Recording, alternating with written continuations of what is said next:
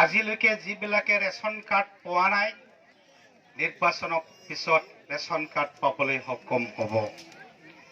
নিৰ্বাচনৰ পিছত যিবিলাকৰ হাতত ৰেচন কাৰ্ড আছে যিবিলাকে পোৱা নাই অৰুণোদয় পাবলৈ গৈ আছে নিৰ্বাচনৰ পিছত। যিবিলাকে ৰেজিষ্টাৰ সেল্ফ হেল্প গ্ৰুপ ইতিমধ্যে 25,000 চেক পাইছে, যিবিলাকে পোৱা নাই নিৰ্বাচনৰ পিছত আকৌ সেল্ফ হেল্প গ্ৰুপত আত্মসহায়ক গোটত 25,000 চেক দিবলৈ গৈ আছে। এতিয়া বিজেপিৰ পৰা আৰু আমাৰ UPPৰ পৰা যিবিলাকে অৰুণোদয় পোৱা নাই কিন্তু ৰেচন কাৰ্ড আছে অৰুণোদয় ফৰ্ম আমাৰ দুটা দলৰ পৰা দি আছে।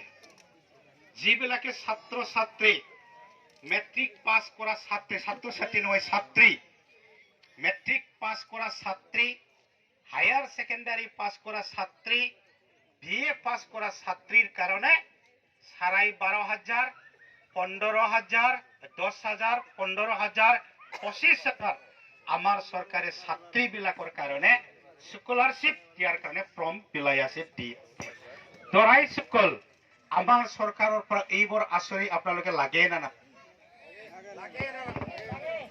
নালাগে?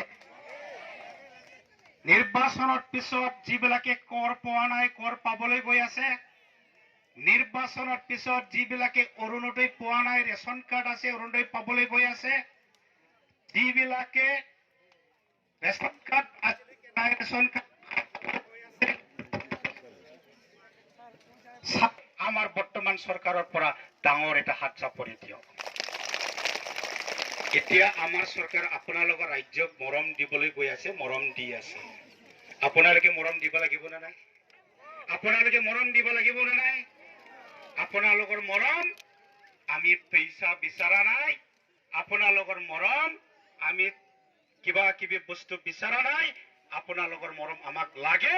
7 তাৰিখে নিজে নিজে পট চেণ্টাৰত যাই ট্ৰেক্টৰত চবি পট মাৰিব লাগে। এই মৰমহে লাগে আমাক, এই মৰমহে লাগে। কিন্তু আমাৰ চৰকাৰৰ বিৰুদ্ধে যদি আপোনালোকে কৰে, যদি হাতত মাৰি দিয়ে, নাংগলত যদি মাৰি দিয়ে, কতবা যদি মাৰি দিয়ে, তেনেহলে অৰুণোদয় বৰ্তমান কিমান পাই আছে মাহে মাহে? 12,500 টকা। নিৰ্বাচনৰ পিছত কিমান বাঢ়িব বোলে গভৰ্ণমেণ্টে ঘোষণা কৰিছে? 3,000 টকা। যদি চৰকাৰ মৰম নিদিয়াকৈ কতবা নাংগলত কতবা হাতত যদি পটটো মাৰি দিয়ে আপোনাৰ অৰুণোদয় ক্লজ বন্ধ। আৰু আজি পট নাই নালাগে, আপোনালোকে ট্ৰেক্টৰৰ ছবি পট দিয়ক, আমাক মৰম দিয়ক। আৰু ইয়াতকে বেছি কথা কব লগা কিবা আছে? আৰু আছে।